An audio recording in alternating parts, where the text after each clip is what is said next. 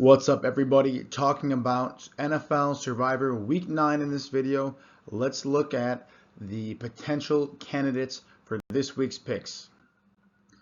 As always, looking at 9 teams in the heaviest favorites, all the way at the bottom, the Commanders being 3.5-point favorites, up to some usual suspects at the top, like the Chiefs and Ravens being heavy favorites at home here.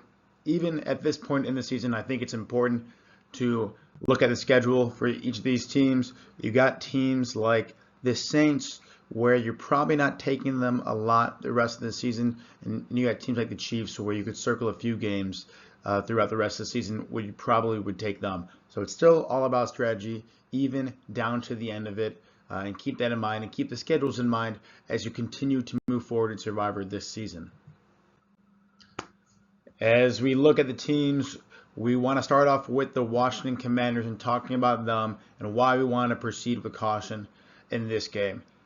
It's very counterintuitive given what you've seen of these two teams the last few weeks. The Commanders, who've looked really good all season long with Jaden Daniels, and the Giants, who have looked very poor this year, especially at home with Daniel Jones.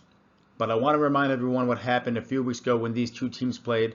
The Giants, if they had not lost their kicker in the game, they would have beaten the Commanders on the road. I think it was in week 2 or 3, where the Giants were the first team ever to score 3 touchdowns, let up 0 touchdowns, and still lose in regulation. That happened last time these two teams played. Now, you can make the argument that the Commanders have gotten better, and Jaden Daniels has a little bit more of a solid footing on the ground in the NFL with a few more starts under his belt. But this is the Giants team that has to be getting tired of getting embarrassed, has to be tired of losing. It's not always what you can rely on and tip your cap on at the end of the day. But I have not forgotten about that Giants game, but I think they should have won. I think divisional games at home are a very big trap opportunity in Survivor, and that's why I'm especially wary of the Commanders here. Only favored by 3.5. I would stay away from this game personally. And now I don't think the Giants are going to win this game, but don't be shocked if they do, given how well they played the Commanders the last time they faced off. Talking about the other really close enough game where you have a divisional opponent on the road. You get the Lions at the Packers. Now, I don't think there's a team right now in football that looks as good as the Detroit Lions right now, and I don't think there are many people that would disagree with me. That being said, they're facing a playoff caliber opponent here on the road against a divisional opponent in Lambeau. That's got to be a scary spot for any team, even one as good as the Lions. Something that you probably don't want to rely upon as you hang in the balance in your Survivor League. This Lions team would be favored by 7+ points versus anybody at a neutral site at home. Even bigger favorites, obviously. I would wait till you get the Lions at home or even just on the road against a non-divisional opponent. I think this is the first game this season where Jared Goff is not playing in a dome, where he has a significant advantage in his stats versus playing in an outdoor, colder stadium like Lambeau. Now, I don't think that's going to be the reason the Lions lose this game necessarily. And I don't think the Lions are going to lose the game anyways. But it's something I'm certainly worried about because I haven't seen Jared Goff really win games for the Lions. Now, he's been great all season long, but they've never needed him to be great. They've ran the ball a ton. They've had a lot of help with their defense and special teams, and from Jared Goff too, but it's been a real overall team effort. What happens, I would love to see when it's a 2-minute drill down to the wire and Jared Goff has to go out and win you that football game. Now, he's a great quarterback and he's played well with the Lions since being traded there, but I'm just not confident that, he's the guy I want leading my football team down the field. Now, Dan Campbell and the rest of the Lions offense, I love. But let's see what happens in the Lions playing closer games. We'll see what Jared Goff is made of. I just don't think this is the week you take the Lions either, despite how great they look. That leads me to the best pick this week, and I'm actually going to go back to a familiar pick with the Bengals here. You might have heard Joe Burrow's press conference after that tough loss last week against the Eagles. Very reminiscent of Aaron Rodgers in the Packers days, talking about running the table and counting off the amount of games he's got to win. Joe Burrow identified that the Bengals realistically have to win 7 of their next 9 games if they want a chance to make the playoffs. And this is certainly a team and a quarterback that has the playoffs in their sights and really in their expectations. This Bengals team, and Joe Burrow specifically, is stock full of talent, especially on offense. And Joe Burrow has been playing lights out this year. Some of the lowest turnover-worthy play rates, some of the most accurate downfield throws, highest completion percentage. Joe Burrow himself has looked great. It's this poor defense for the Bengals that has really shot them in the foot. But luckily for Cincinnati, they face off against a Raiders team that has the worst, dead last secondary coverage unit in football. I expect Joe Burrow and Jamar Chase to have a lights-out day with that tandem.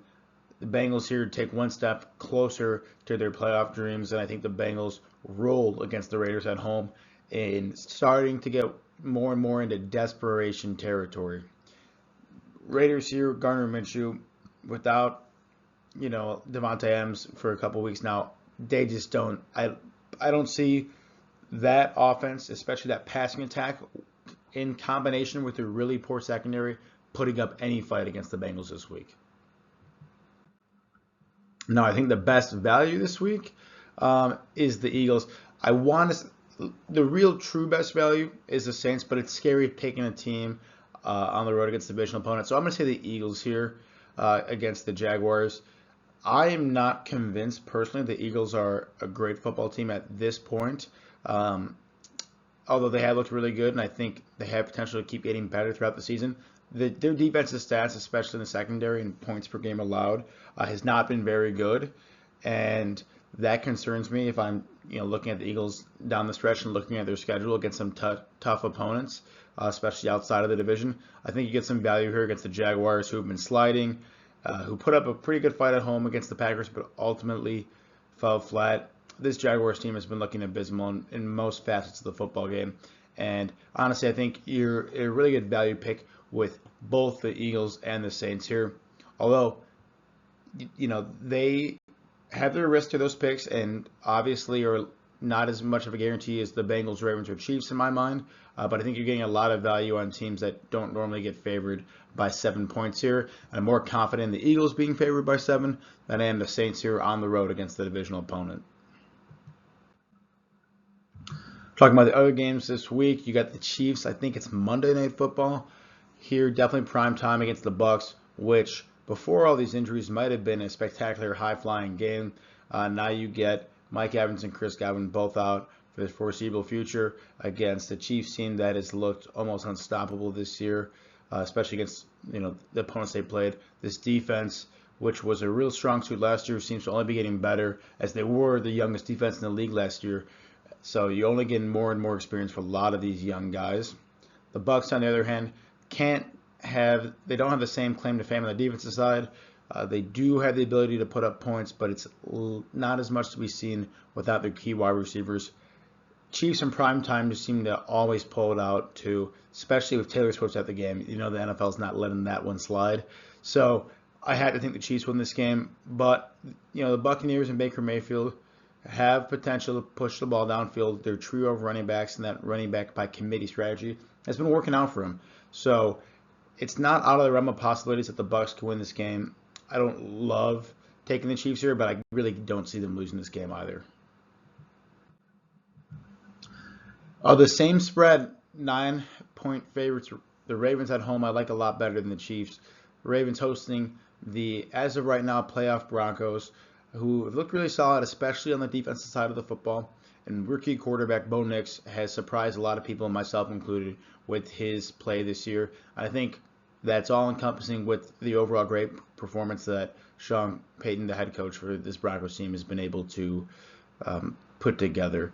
But the Ravens here coming off a tough loss on the road against the Browns.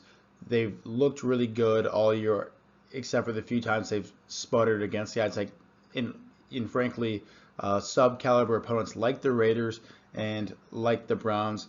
Now, I have a feeling you will not be catching the Ravens looking past this game after a loss. You won't catch them playing this game on their back foot. They're going to be hungry for a win as they are in a hyper-competitive race for this division title with how well the Steelers have looked and really how well Russell Wilson has looked, even stepping in for Justin Fields.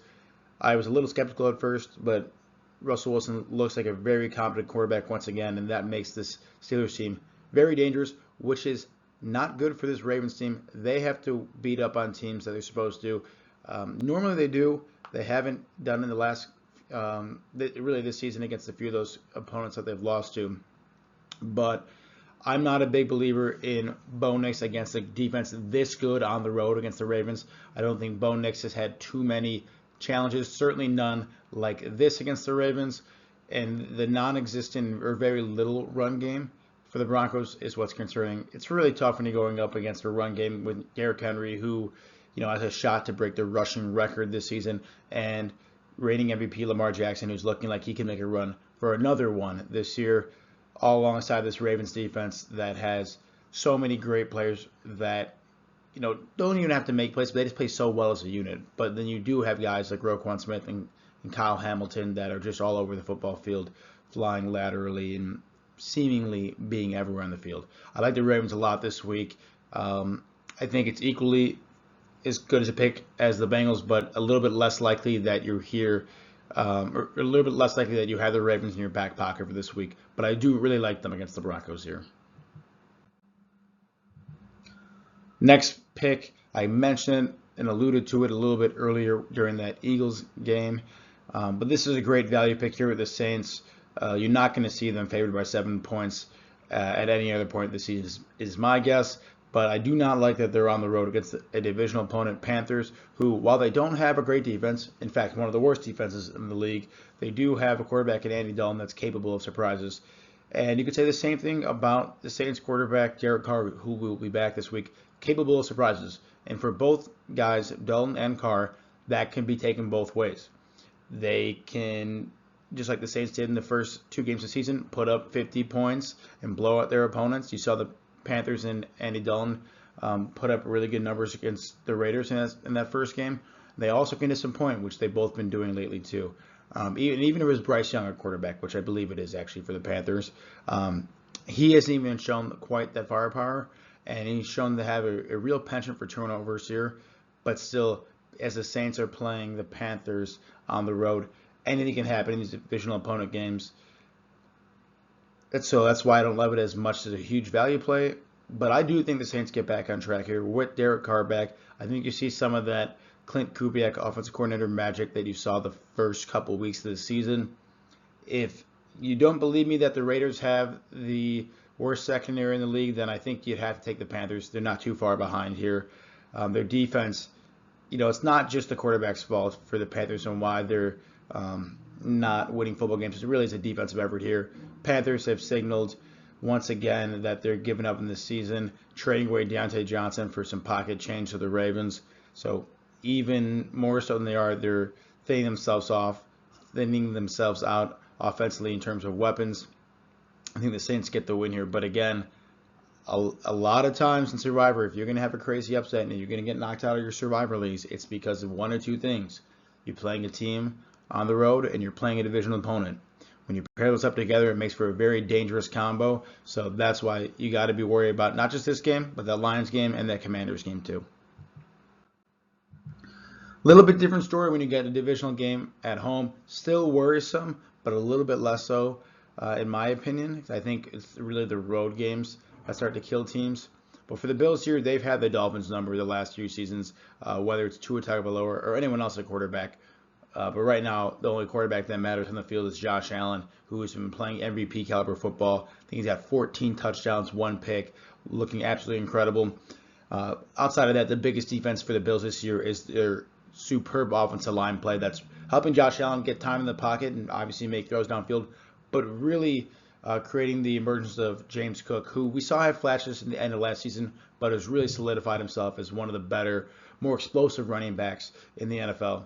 And regardless of who's catching the ball at wide receiver for the Bills, the combination of that offensive line, Josh Allen and James Cook, has been lethal for Joe Brady and this Bills offense. And not only that, you've been able to rely on this Bills defense for most of the year. It's really a bend-don't-break defense with the amount of points that Josh Allen's been able to put up.